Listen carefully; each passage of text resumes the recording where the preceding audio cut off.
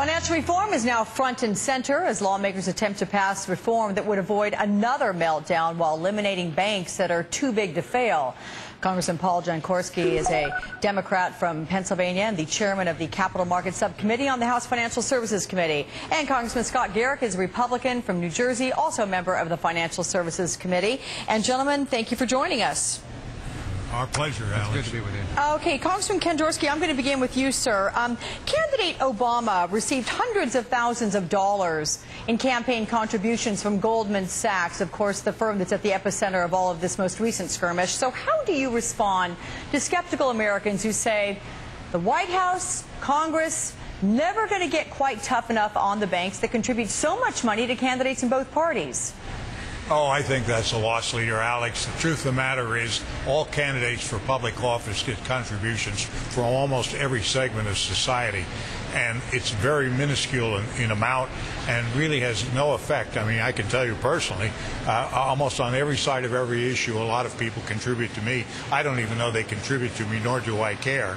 And we try and call the shots as best we can. I know the media doesn't like to believe that, but the fact of the matter is, even my good friend Scott here and myself, we try and make the best honest judgment we can in representing our constituents. Now, we do have political positions and we have social positions. We try and represent those.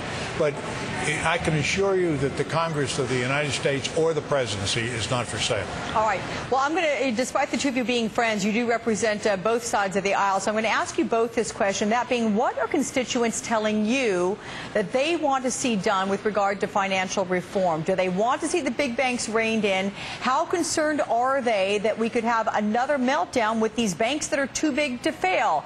Congressman Garrett, I'll let you begin first. Yeah, I think on both those points are what we receive calls in, and that is they do not want any more bailouts, and they're concerned about the financial crisis we're in.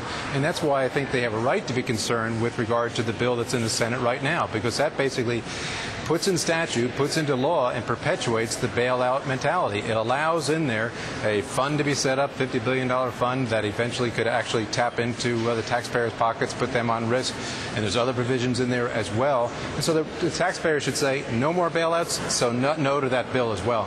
Representative Jankowski, your constituents, are they concerned about that $50 billion fund that's been set aside as well? No, actually, quite frankly, that's pretty far down the weeds. But that $50 billion fund has nothing to do with bailouts because that's their money. It's a question whether they upfront the money into a fund, so if there's a disaster in the future, it can be used, or whether they wait until the disaster, and then if their money's necessary to commit to resolve the fund, that they would commit that money. It really doesn't matter. I don't think that fund's going to be there. It certainly is not a bailout fund. The most important thing my constituents are asking for is they don't want to have a repeat of the last occasion. That is, they don't want institutions to be too big to fail. The Jankowski Amendment, which passed the House, is in the House bill, which now passed the Senate committee, is in the Senate bill, is exactly geared to stopping bailouts in the future, and particularly those institutions that are too large to fail. We give the powers to the regulators, the Council of Regulators, to rein these institutions in, change them, require them to have more capital, do various things that will not allow them to be too big to fail. Congressman Garrett, with the Senate approaching this, tackling this issue right now, what do you think they should change about that which they were given from the House? Well, what they need to change is this seminal issue that on the American public policy's mind, and that is to say, do away with any opportunity for the government, taxpayers, to bail them out anymore. And you can do it, one, by striking that $50 billion fund. Two, you can rein in the Fed, which it does not do. Three, you can rein in what the powers of the Treasury and the Fed has to pick winners and losers. And both of those provisions remain in both the House bill and the Senate bill. In other words, even if you pull out that $50 billion fund, these bills that are in both the House and the Senate perpetuate the idea and the law that Washington picks winners and losers. You can say this big bank is going to get taxpayer funds through the Federal Reserve. It does. The Federal Reserve continues under these bills to have the ability to give reserve bridge loans and the like.